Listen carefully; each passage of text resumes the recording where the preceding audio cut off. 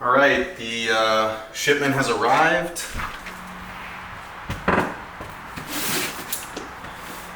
Two big boxes. Well, not that big for 200 units. All right, let's open these up.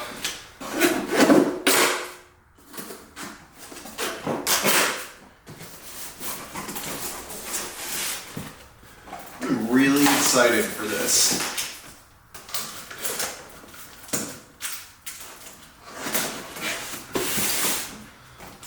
Obviously, they've got some really good packaging here, so the first test is going to be what the actual tins look like.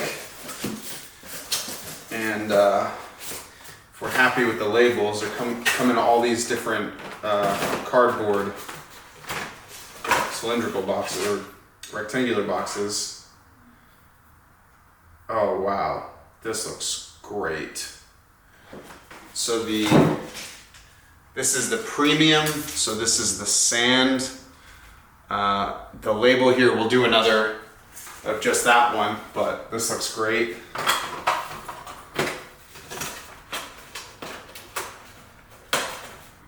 Black label here with the gold tin. This is the Imperial. This is USDA certified organic. We got the mission right there. Inspire a vibrant love affair with Mondays, unlocking the untapped potential of each week with grace and purpose. So, like I said, the Imperial one, because the packaging comes with this pouch inside, and then the premium, both are good versions. The premium is the second best. Black tin with the sand label, and that's gonna just have the matcha right in there once you open that up. So, this was not that long in the making, even though it feels like it was. I started everything about 6 weeks ago, from idea to product in hand. I created the document for Monday morning on April 28th, and then the following Monday, which I think was the 2nd, I think it was May 2nd, that's when I decided on pursuing this and just kind of started with everything, because I had another idea. I wasn't sure if I was going to go with Monday morning or go with this other idea, but went with Monday morning, really happy with it. The other idea I'm still going to pursue at some point in the future, just not yet, but maybe next year for my second e-commerce business. This is a very special moment. I'm like really excited about this. I just hope that they sell. But yeah, the reason that the past 2 weeks have been kind of interesting is that I've been in this weird lull. Like in the beginning, everything I talked about in certain videos was how busy I am and how stressed I am, and what was going on with the drop shipping. I ended up sticking with it, but I was kind of, before I was trying to do 50-50, 50% drop shipping, 50% Monday morning. And I came to the conclusion, not only I just can't do it, but I'm not that interested in drop shipping. I'm sticking in it for the learning experience. I did decide to stay in it, but I decided to stay in it about 10 to 20%. So I'm gonna do about 90-10, 90% focus on Monday morning. I got a lot of work done last week with the drop shipping, and I got a lot of things figured out with Monday morning, and so it's been a lot of waiting. My website's not up yet, so I'm waiting for that, and we're communicating on what types of things I want on there and colors and stuff like that. And then, the getting the product in hand, there's a lot of waiting for this as well.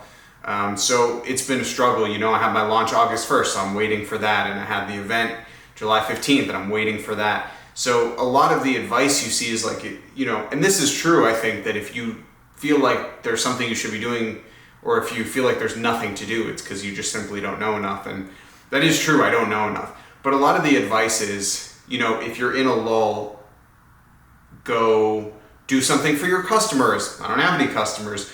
Go take images of your product. I don't have my product. Go update something on the website, improve your email marketing. I don't have a website, so it's, I don't really have an email list yet.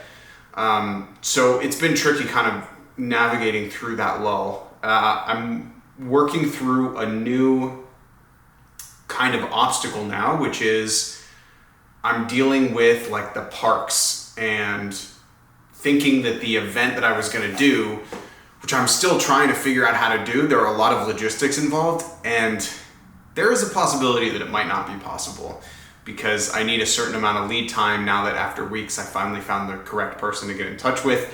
This is 3 weeks out, and apparently it says you need 90 days.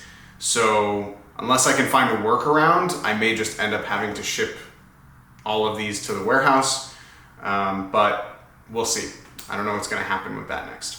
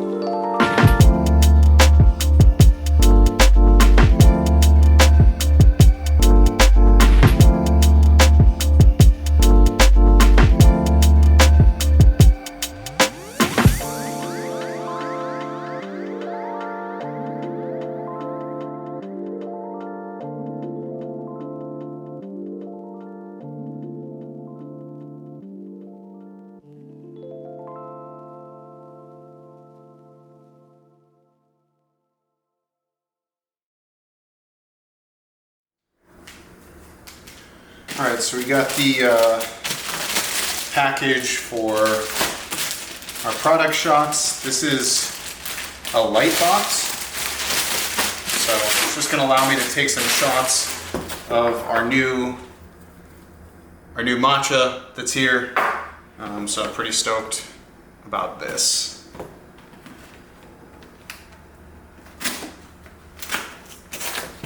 Let's see what we got. So this was actually pretty cheap. Of all the expenses, this was like one of the lowest. Only about 40 bucks for everything. So got all the different color versions, backgrounds. I'll probably use the black, the sand. These are probably the two, maybe the white. Probably not the blue. But yeah, we got everything in here. And then got the box itself. And that's what that looks like.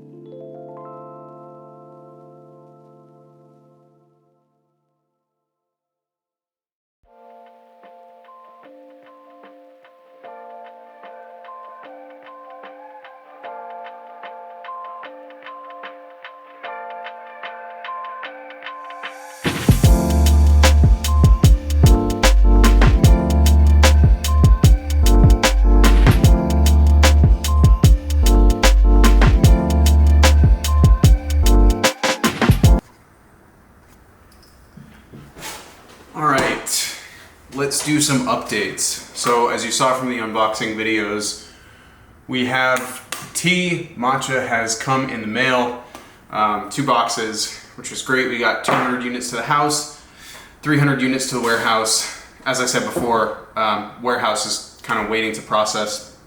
So this week previously was a lot of waiting. Last week was extremely busy. This week was a little bit of a lull. I still did some stuff. I went over content for some of the courses I have access to online, just in terms of how to do things. I posted a little bit on Instagram, but nothing big really happened. I did some research. There's a lot of anticipation, and it's this really interesting dynamic where before all these things happen, a lot of the advice you see is like, go reach out to your customers, go do this, as I was saying before. But when you don't have customers and when you don't have a product, when you don't have a website, it's difficult to do the work sometimes because you just don't have the infrastructure built out. So there is a period of waiting at the beginning, especially in the first couple months. And that's been frustrating for me because every time I'm in this waiting phase, I struggle feeling like I'm being productive. I feel like I'm wasting time, things like that. Even today, just taking 2 hours off in the middle of the day to like eat some food, watch some Netflix, and I feel guilty. So having that happen for a week or 2 weeks just, I don't know, it messes with you a little bit. There's also a component to the fact that the brand didn't really exist yet, right? It was like before the design, all I had was this idea, and then I had the design and I had all this time to kind of ideate and brainstorm what I imagined it would look like, but nothing had happened yet. And it was difficult to realize that. And then the same process happened when I was waiting for the product. It's like, I don't have it in hand. What am I going to do? And the same thing is happening now for the website, which I really only have about another week before it's going to be done. I know that the page to collect reviews and the page to even make sales before the website's ready, that's going to be done in the next couple days. But until all this happens, until it materializes, it's a lot of ideas, it's a lot of concepts, and it's not real. I don't know how to explain it. It's like you're just waiting for this thing to become real. And when each little piece comes in, when the t-shirts come in, when the banners came in, it started to become a little bit more real. I do struggle seeing small things as wins. I've gotten a lot of questions from like friends and family of like, why don't you see these small wins? Why don't you appreciate them? And for me, it's just more about seeing something happen as a result of my actions that I didn't necessarily control, because it was like, oh, well, don't you see getting the banners as a win? Don't you see the t-shirts as a win? And the answer is no, I don't see them as a win because there's really no opportunity for failure, right? Like doing those things, all you have to do is send a design to someone else and order the product, and then the product comes in and it's like, bam, it's done. So there's no component of, it's not risk, it's like probability. There's no component of failure, right? So it doesn't really feel like a win because there's no option to fail.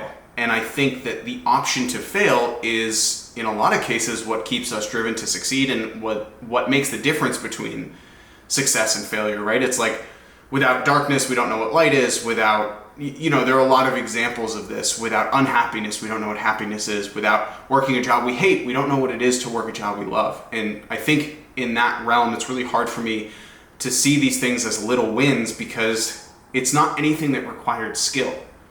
It's just something that I could type a few things in, I make an order, and then the order arrives. It's like ordering a pair of pants online. I don't see that as a success metric. But things are starting to come in. Once I see the product start to go off the shelves, that's probably going to make the difference for me. So, doing the first event and reaching out to people that I don't know, that's going to be a big deal. And I do have a few examples of this. So this morning, one of the first things I did, I went out to get a haircut, and then before I went to go grab some coffee. I was like, I don't need to buy matcha because I have so much at home. So I went and I grabbed a mocha just to get the day started. And I decided to ask the barista. I hadn't really previously thought about getting my product in stores. But recently I started thinking about it. You don't see a lot of matcha in grocery stores. You don't see it on the shelves of coffee shops. Sometimes they serve it. And even in most of those situations, they don't really know where they get it from. It's just kind of like in a recent situation, I asked them and it was mass produced in China. It had all kinds of sweeteners in it. It just like wasn't a good quality, and I could tell, and they knew it too. So I just decided to ask. I was like, hey, can I borrow you for a few minutes? And I'm just curious, what's your process like, and how do you source your matcha? This cafe in particular actually had a really good situation. They have a great relationship with the person who sources directly from one specific farmer in Japan, which is my goal. That's what I want to get to, and I think that can happen next year. But they had a relationship with this person, so she said, hey, I'm going to be blunt, it's very unlikely that we're going to switch suppliers. And I was like, no worries, I'm not trying to get you to sever a relationship. What I would like to do is for a lot of coffee shops that don't have that relationship, don't understand what matcha is, have a low quality product, and they want to deliver something better to their customers, my goal is to reach out to them and fulfill a need that they haven't fulfilled yet, rather than reaching out to somebody that's supporting another small business. So, but they were really kind. And I was talking to probably 3 or 4 people that all introduced themselves, and they were really supportive of what I'm doing, which is really exciting. And part of that goes back to the drop shipping. Like, I didn't tell anybody about drop shipping. I wasn't proud of it. I was kind of ashamed. And, there's this stigma around it. But with Monday Morning, people really want to know, and they think it's really cool. Now, to be fair, I do describe it as a matcha brand when I talk to people, especially in coffee shops. It's simpler, it's quicker, but the long-term vision is much bigger. But they were really kind. I said, hey, is it cool if I drop by in a few hours, bring you all some samples? I'd love it if you could just give me your feedback. They said, yeah, of course. So I came back with 4 tins. They only were willing to accept 2 because they were like, I know this is expensive, this is plenty. They even felt bad taking those 2. And I was like, just try them out. Let me know what you think. And no stress, but if you can, I'd appreciate a review. And they gave me a matcha of their own on the house. I'm pleased that when I tasted it, it was good, but mine was better. And it makes me excited because I'm always worrying, is the quality going to be enough? Is it enough for people to want to drink this? What if I made a mistake and I got a bad product? And so I know that that's not the case. And again, my goal is not for them to switch suppliers. It's just to get the name out there. And so I said to them, if you all are willing and your managers are willing, I'd love to maybe do some sort of event together. I'm not trying to make any money from this. I just want to give away some free matcha lattes and kind of get my name out there. And she was like, we're trying to support small businesses in the area. So yeah, that could really possibly happen. So you're really cool. I don't know what's going to happen from it, but I'm pleased that I went out of my comfort zone and just asked about it. I wish I had filmed it, but I'm not on that level of comfort with the creating the content and the behind the scenes yet. But they were really cool. I'm really excited to hear back. The difficult thing is a lot of people are asking for a website, and the website's not done yet. But the temporary, what's been built so far is going to be up, I think, probably in the next couple days, and then the full website in the next week or so. So, I warned people like, hey, I'm just getting started, so the website's on its way. And everybody was really kind about it, and they were really excited to try it. I suggested they do a blind taste test. And so I'm anxious to get reached back out to by them. There were 2 other cafes that I just left my name with. The person who's responsible for that didn't answer and wasn't there. And then there's one more, it was the same situation, but she said, hey, we do have matcha, but I've never tried it. We don't really know anything about it. We're always looking for products like this. So our owner gets back into town on Tuesday, and I'm going to pass along her info. So I'm going to draft up an email to her and just kind of explain what I'm doing. I don't really expect anything of it, especially because I'm only in Atlanta for another 7 weeks. I go back to LA, and at that point, that's not to say I can't ship a wholesale quantity to these cafes in Atlanta. I absolutely can. But it's just kind of the practice of going out there and talking to people about what I'm doing. Because when I do get back to LA, I am going to go out to these coffee shops. There are tons, and I'm gonna see if they're in need of a new matcha. There are places I've been where the quality is really good, and places I've been where the quality is not so good. So depending on those relationships, it's something that I want to pursue, as well as getting into general retail grocery stores. Matcha is the only time I've seen it in grocery stores. There's a Publix here that has Aya Matcha, which is Starbucks is a brand, and then Erewhon in LA has like a ton of matcha brands. But other than that, you almost never see it. Even in Whole Foods, you usually don't see any matcha brands. At most, you'll see matcha tea bags, which is kind of weird. So the process may be a little bit long and complicated, but I think it's something that's doable because not a lot of people are doing it. And I still want to primarily focus on the e-commerce aspect, but it's cool to know that I have, another avenue of revenue potentially to pursue. I don't know what that looks like, or if they take a ton off the top, if they're like, hey, we need 50% of your sales, but we'll see. We'll see how that goes, and whether or not that's an investment of time and money that's worth it. So the first half of the day was, just calling around these coffee shops, visiting coffee shops, and talking to the owners, dropping off samples, things like that, which was a really cool experience. And then I basically came back. I did product shoots. So I opened up that light box that I ordered a while back. I've been waiting for the product to arrive. Opened up the light box. I took a ton of shots. So I'll show a bunch of them here. And I also did a few short product videos. I didn't put a lot of thought behind those. I was just like, oh, this looks cool. Let me shoot some content. So that's been most of the day. And then today is just filming more content for YouTube. It's occurring to me, and this scares me a lot. Within e-commerce, there's such a whole world of knowledge to obtain. There are so many different things to learn about marketing and sales and website and SEO, and the list just goes on, and each thing itself can take a decade to learn.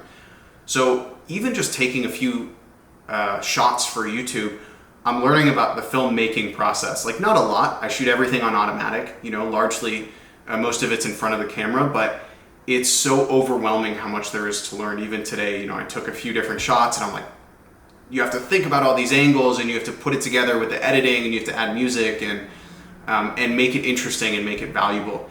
But I understand that hopefully by the time my e-commerce business is successful, Monday morning is successful 2-3 years down the line, by that time I'll have learned the process of making good YouTube video. I'll have learned the process of valuable content creation for people to watch. For now, it's just for me. But down the line, it might be nice to say, hey, it took me 3 years to learn YouTube. And in the time that it took me to learn to make a good video, I have also built a business from 0 to 7 figures.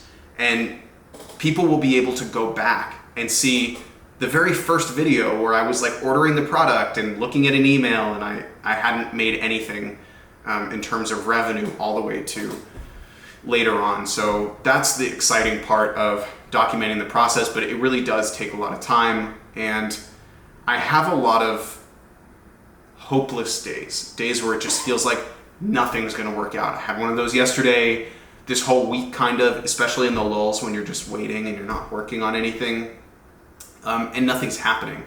I think that's part of the reason why the first few months are so challenging.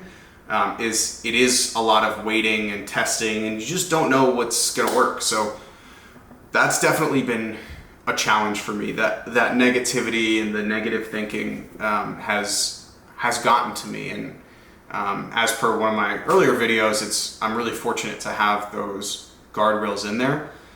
And it's interesting because at every phase you may conquer one fear or conquer one obstacle, and immediately you're faced with another. So the fear of it's not real has sort of been conquered, right? I have my product in hand, I have these great labels, I have product shots, the website's in development, all that stuff is amazing. And now I'm starting to wonder, I know that people are interested, but are people gonna buy? Is this gonna work?